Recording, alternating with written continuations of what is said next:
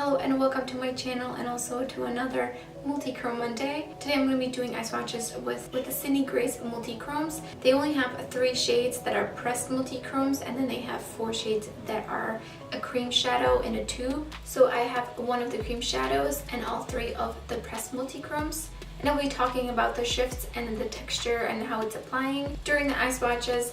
And then at the end, I will kind of give you my summed up thoughts on these. So also today I'm wigging it because I haven't washed my hair. So I'm trying out this wig that I got from Etsy. So if it looks a little crazy, I'm still trying to figure it out and style it properly so that it doesn't look so poofy. But anyways, so now let's get into the swatches. The first shade I'm going in with is called Bjergaard. And for the description of the shade on their website, it says it shifts from a violet purple to a royal purple to a navy blue. And it's very flaky. Picking it up, it's kind of a little hard. I can tell there's a black base here. I feel like it's darkened up on my lid a little bit. It looks brighter and lighter in the pan.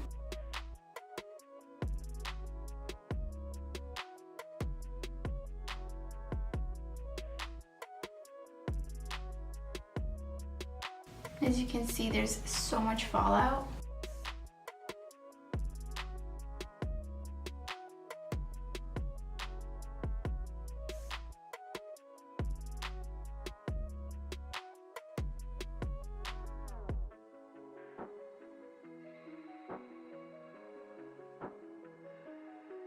On the other eye, I'm going in with Chamillionaire.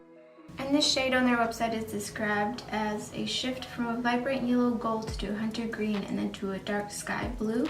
This one also can tell it was pretty flaky in the pan. You can't just swipe, I have to kind of like dig in just a little bit to pick it up. I can see a little bit of the gray from the black base, but not really as much as a purple shade. I think it was a little bit more obvious in that shade. So far, while this one is flaky, it's definitely easier to work with.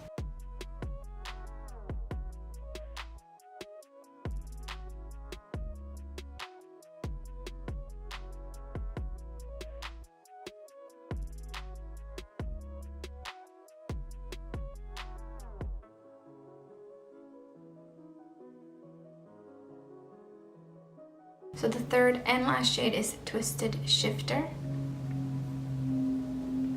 And right now, as I'm looking, this one's not on the website, so I don't have the description of the color shift, but in the pan, it looks like a pink to gold to green.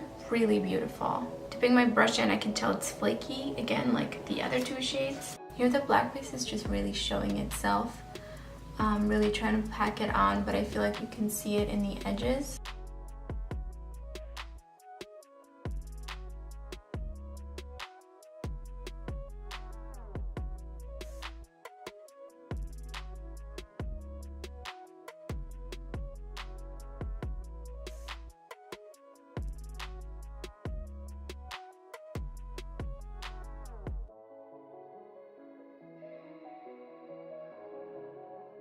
So the last thing I'm eye swatching is one of their 4 cream multichromes. This is in the shade Alexandrite.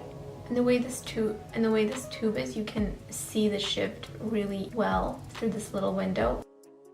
I have worn this one time before, so I know a little bit goes a long way. And this is actually not my preferred brush to apply. I would like something flatter, but just for consistency, I'm gonna use the same ColourPop brush. Online, the description of this color says it has a blue, green, pink, and purple shift, which I can see all of those, and maybe just even a little bit of a gold at the end in the tube. This applied so easily and obviously no fallout.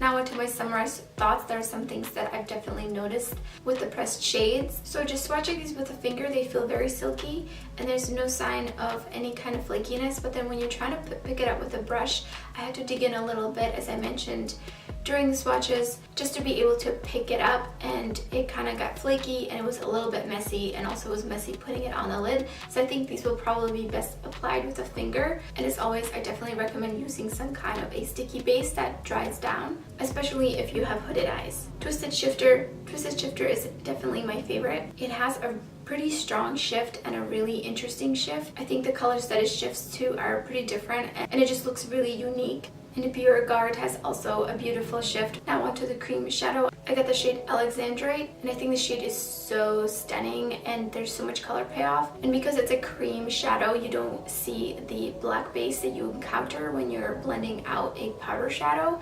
So I think this is definitely a huge plus. It's so much easier to apply. There's no messiness, there's no fallout. However, I have worn the shade on the lid during the day throughout like a 12-hour day, and it did flake within a hour, 2 hours. It started flaking down under my eyes, and I had to keep wiping it off throughout the day. So that was a little bit disappointing because I'm a little bit wary to wear it again, just so that I don't have to keep brushing it from under my eyes and basically taking off my concealer throughout the days. Now that is just my personal experience with it, because I do have hooded eyes and I like to use some kind of a glue with all shimmers all the time so I don't get any creasing or fallout. Now I would want to try this with a glitter glue, but it's already liquid and has its own formula, so I don't really think that's going to work because the formulas might not go well together and might end up being even worse. But I might try it out just to see, because this is such a beautiful product. And also I think this shade is so unique. I don't think I have any pressed shadows that are this color combination of multichrome. So that's why I was really excited and intrigued by this one.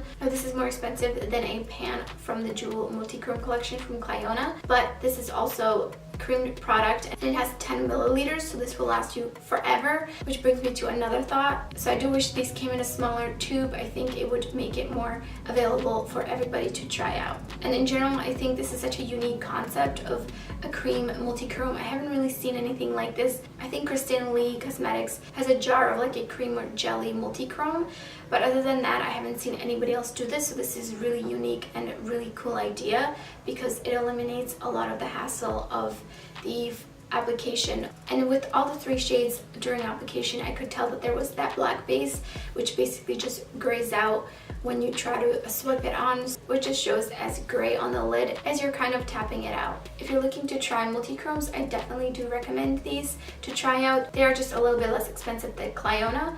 So that is all for this Multichrome Monday video. Thank you so much for watching, and I hope to see you next time.